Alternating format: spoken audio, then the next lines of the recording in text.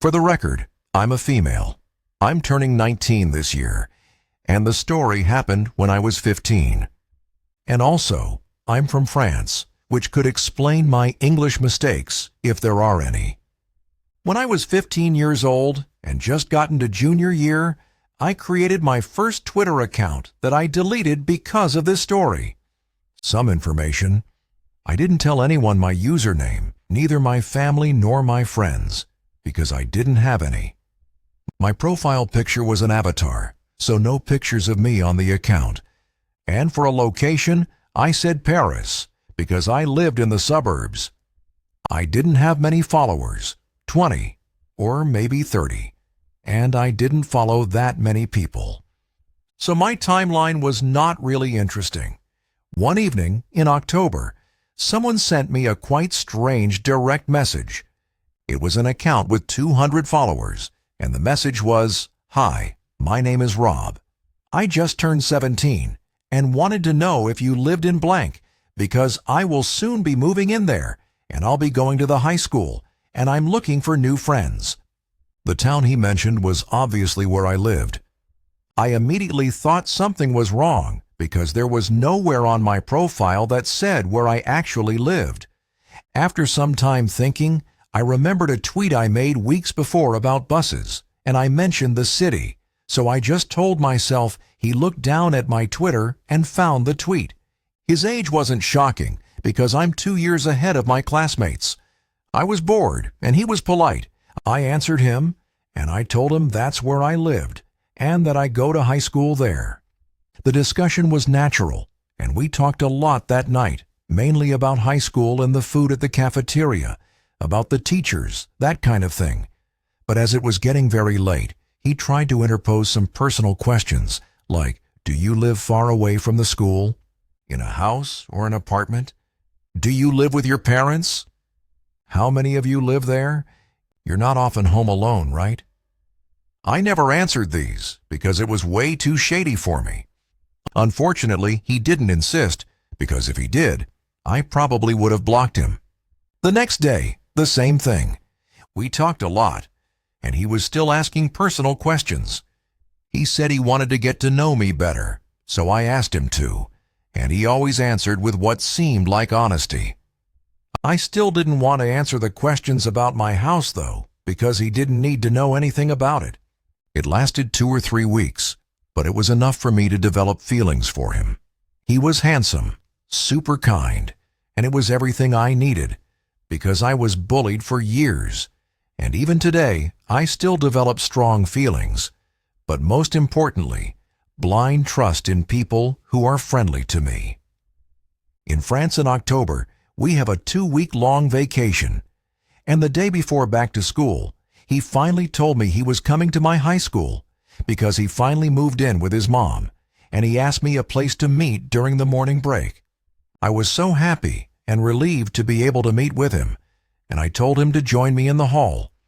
But when he understood that there would be people around, he said he would prefer an isolated place because he was afraid he wouldn't recognize me and didn't want to spend the break looking for me. It was a good excuse for me, so I told him to meet me in the 3rd-floor bathroom because we weren't allowed to stay there during the breaks and no one would disturb us. In my head, even though it was a little bit creepy, I was still in the school, so nothing could happen. The next day, back to school day, I made myself pretty, wore my best clothes, and counted down the minutes. And finally, when break time arrived, I ran to the bathroom and waited, and when he arrived, it was him. He wasn't a catfish. He looked quite like his profile picture, but I still noticed that he seemed a little bit older than me. I thought maybe 20 years old instead of 17. We talked a lot, we got along well, and I was pleased. At the end of the break, he asked me to get fast food with him for lunch. I said no, because I didn't have money, and I always refused for people to pay for me. It's just a principle.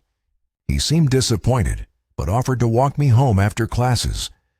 I explained I had to take the bus, but that he could walk me to the bus stop. He looked disappointed again, but accepted. And that's exactly what happened. And it was so great that it quickly became some kind of routine. We met in the third-floor bathroom during the break, and he walked me to the bus stop after classes. Surprising fact, I never saw him in the hallways, nor at the cafeteria. But I thought at the time that the building was huge, and there was at least over 1,500 students there. So if our schedules didn't coincide, there was no way we could meet each other. This little game lasted until December, so about a month and a half.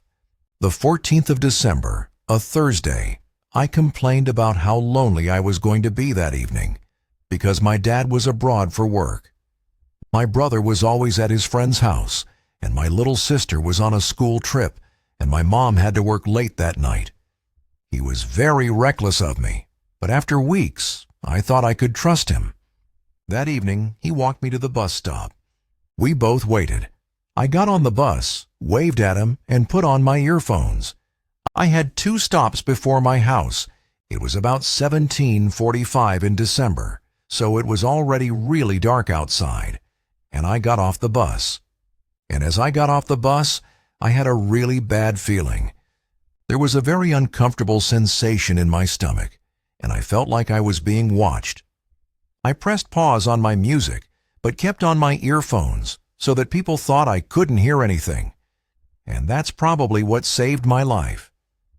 I lived in a suburban neighborhood, very silent, especially at night, with no visibility on the big road the bus passed in. When I heard footsteps behind me, I understood I was right. There was someone following me, and he was not well-intentioned. At least I could hear that he wasn't accelerating. As quietly as possible, I tried to reach for my keys in my pocket, and when I finally pulled them out, I ran, as fast as I could. The best sprint of my life. I don't know how it worked, but I managed to open and close the door before he could reach me. I then deactivated my alarm, which, by the way, confirmed that I was home alone, and took a look through the glass panel on the door. It's not a peephole. It's a whole window, so if someone wanted to see what was happening inside, they could. It was Rob, a few meters away, looking at me with a really creepy face.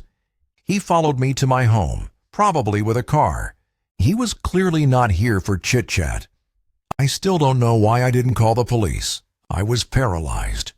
We both stared at each other for a minute, and when I took back control over my body, I ran into the kitchen to get a knife, and I got back to the door.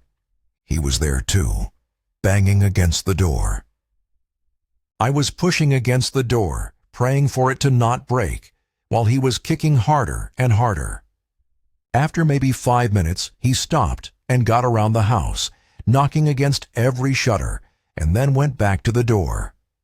He looked very angry, but then my neighbor's car parked by my house, and Rob ran away, probably thinking it was my mom coming home. On Twitter, Rob sent me 1,000 messages before I could block him. He then deleted his account, and I thought that was it. But quickly after, there were a lot of new accounts that had been created and followed me. Their apps were all a series of numbers and the first letter of his name, and as soon as I blocked one, another one followed me. I chose to delete my account because I couldn't make it stop, and it was too hard to endure because they were sending me dozens of insulting DMs. Later, I talked to the people who were supposed to be Rob's classmates because I haven't seen him in days, but not a single one ever heard about Rob. This guy was never a student in my high school. That's why I never saw him apart from our daily meetings, and that's probably why he seemed old. I never heard of him again after this, and I'm still asking myself what he wanted, and also what could have happened that night. This particular event happened almost a year ago, sometime in mid-October. A couple friends and I drove out to visit an old friend of ours from high school, George, who now lived about an hour out of the city. We spent the whole day with him, and it was really late when we finally decided to drive back home. My friend Lisa was passed out in the passenger seat. She had a few drinks and decided to spend the ride home asleep. My other friend Sam was sitting in the back seat behind Lisa and was playing a game on her smartphone. I, of course, was driving. I was following the GPS instructions back to the freeway. At that moment, we were driving down a dark street with thick trees bordering both sides. Everything was pretty peaceful, with only sounds I could hear being that of the car moving along the road and the radio on low volume. Suddenly, my car let out a loud jolt and felt as if I had hit something. Sam let out a shocked scream while Lisa remained dead asleep. I slammed on the brakes and the car came to a halt. I was breathing heavily when I asked what the hell had just happened. Sam peered through the back window and gasped. She turned to me with an angry look on her face and shouted that I had just hit a dog. I looked through the back window and sure enough, a dog was lying in the road a few yards behind the car. Sam is a huge animal lover, so I wasn't surprised to see her get pissed at me. She was about to open her door and rush to the animal's aid when I stopped her. Once I had gotten over the shock of running over a dog, I got a feeling in my gut that told me something was off. I'm no braggart, but I consider myself to be very attentive and a safe driver.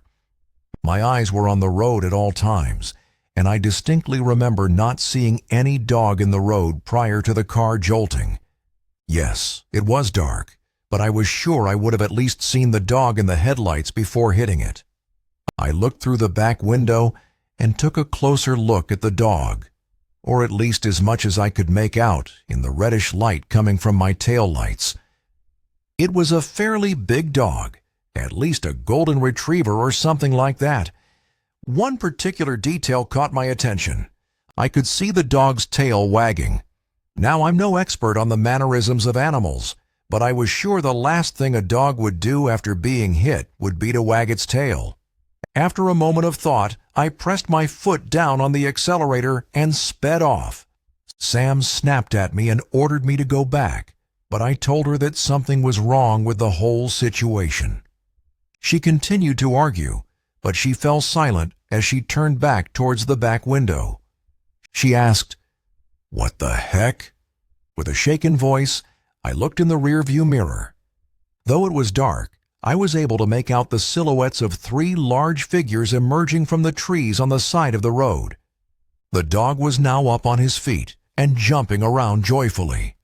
The 3 figures looked in our direction as I pressed my foot down on the gas harder and sped off. Sam and I remained silent for the rest of the ride home.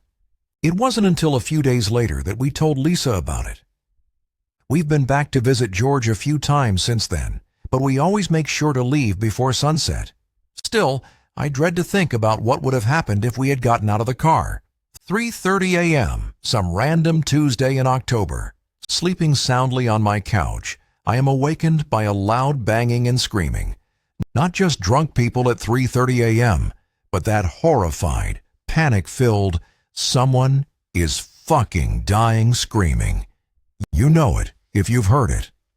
My eyes pop open, and I immediately see a half-naked woman covered in blood, banging on my door, ripped button-down shirt, barely holding on, boobs flapping everywhere and panties. That's it. It's freaking October in New England. It's cold as shit here. Anyway, she's banging on my door with both fists, screaming, "Help me, help me, they're chasing me, and they're going to get me. They're going to kill me, help me." For the most part, I'm dumb, but not completely. I'm not going to just open my door to some screaming, bloodied-up psycho. I hit my alarm and let it go off a bit, perhaps to scare off whoever is chasing her. And I do the only humane thing I can do in this situation. I let her in. I pull her into my home and close the door really quickly. Answer the call from the alarm company. Yes, send police, send an ambulance. Thank you for being real. I've never used an alarm before, so it was nice to know they actually worked. Now, I have this lady bleeding all over my living room and crying hysterically, repeating over and over. They were animals. They were chasing me like animals. I can clearly hear she has an accent. I'm figuring Russian or Romanian. She is speaking broken English and is scared as hell. I take her into the kitchen and enter CSI mode. I'm thinking, yeah, I got this. I'm gonna not contaminate evidence and make sure I keep all the bloody drags I used to clean her for the cops. All the while, she is still saying she was being chased by animals and all that. She's fucked up. The side of her face is scratched up and her arms are scraped. Her legs are all bloody with scrapes, like she took a good fall. Just messed up and bloody everywhere. So scene setter, 3:30 a.m., kitchen, bloody half naked, not good English, speaking hysterical, fucked up bloody woman. Me collecting evidence. Me. It's okay. Calm down. The police are on their way with an ambulance. They were chasing me like animals. You are safe now. Let's get you cleaned up. They were chasing me, and I saw them turn into werewolves. Me. Now I'm scared. Calm down. You're safe here, I said. I bring her back into the living room, and I'm scared. Many thoughts are running through my head now. Am I going to die tonight? Is she going to attack me? Aren't the police here yet? I need a weapon and fast. She's bandaged but still rambling on and on about animals that were chasing her. I decided it's probably a good idea to give 911 another call just to be sure they know my address. It also allows me to get my couch in between me and her, affording me a little bit of safety. Not much, but I was confident in my run around the couch she'll never catch my skills. She's pacing my living room rambling when she goes over to the window and starts staring. A good 10-second stare with a creepy silence attached to it. Then, babies. There are babies in the road. Oh my God, look at all the babies in the road. Screaming at the top of her lungs. I'm not coming out from behind the couch. This goes on for a good 30 seconds. Not an imaginary 30 seconds where you think it's been like 5. It's really only been like 10 seconds. This was a full-on 30 seconds of screaming, and me standing behind my couch thinking, fuck you, I'm not falling for that trick. Finally, the police come. The officer knocks on my door. I now have to leave the safety of the backside of my couch to unlock the door. I dashed my ass to that door and ran out and told the cop she's fucking nuts and to be careful. I take her to the ambulance and I do whatever they need to do to her. I'm chilling on my couch, shell-shocked. I mean, what the fuck? The cop comes back and asks me if I know her. She looks familiar, but I don't know her. Then he asks me if I was babysitting for her. I'm like, huh? No, I'm not babysitting for her. The cop proceeds to say, oh, because she said you were babysitting her kids, and when she showed up to collect them, you wouldn't give them back. At this point, I'm exhausted and frog-eyed, and I throw my rights off the window and tell the cop to search my house, that there are no kids here. The cop knows it's a bullshit story she gave me, but he had to ask anyhow, and I understand that. He doesn't even search my house. Ambulance takes her away. Cops leave, and it's now 4 a.m., and I'm sitting on my couch, knowing I'm never going to get back to sleep, and the workday is going to suck. The best part of this story is what the police plotter said in the next day's paper. Resident lets woman claiming to be chased by werewolves into her home. Awesome. Just awesome. Turns out I did know her. She was my neighbor. I arrive home from my suck-ass day to find DCF, Department of Children and Families, waiting outside my door. I now have to let her into my home because I, being the nosy fuck that I am, want to know what the deal is with that psycho woman. Contrary to what the police plotter said, I usually don't let people claiming to be werewolves into my home. I was willing to make the exception for the police the prior night because I was scared as hell and shit. Fear can quickly remove quite a few boundaries. Anyhow, DCF woman informs me that the psycho woman was my neighbor. I knew she looked familiar, but I just couldn't place her face. Perhaps the blood and scrapes and psychotic behavior threw me off. There seems to be a missing child or so, the psycho woman told him at the hospital.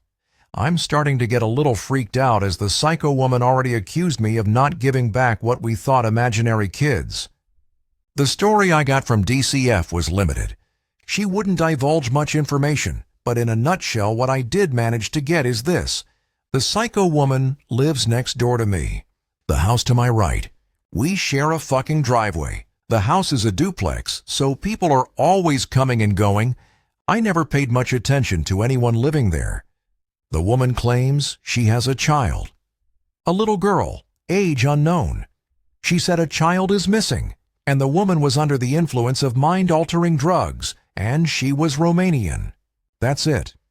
The messed up thing is that I do remember seeing a child over there. A little girl, probably about 4. I've only ever seen her one time, maybe twice in the 3+ years the woman has lived there. I'm not especially paranoid, but I can recognize the potential for a situation to turn ugly very quick. I tell DCF lady that I have no clue who the fuck this woman is, why she would choose to bang on my door, or where this psycho woman's alleged kid is. Pretty much exactly like that, probably with less F-bombs. DCF ensures me that they don't think I'm involved, and that is routine for them to follow up with me. And the lady leaves. I'm pretending like I don't want anything to do with this situation, but honestly, my life is boring. This is the most excitement I've had in months. Next day, 4 police cars, a canine squad, 5 to 6 uniformed cops, 2 plain clothes show up at my neighbor's house. My nosy ass goes outside. My neighbor's door is open, and all the police are walking in. The cops tell me the following story. I swear on all that is sacred, I'm not making this shit up.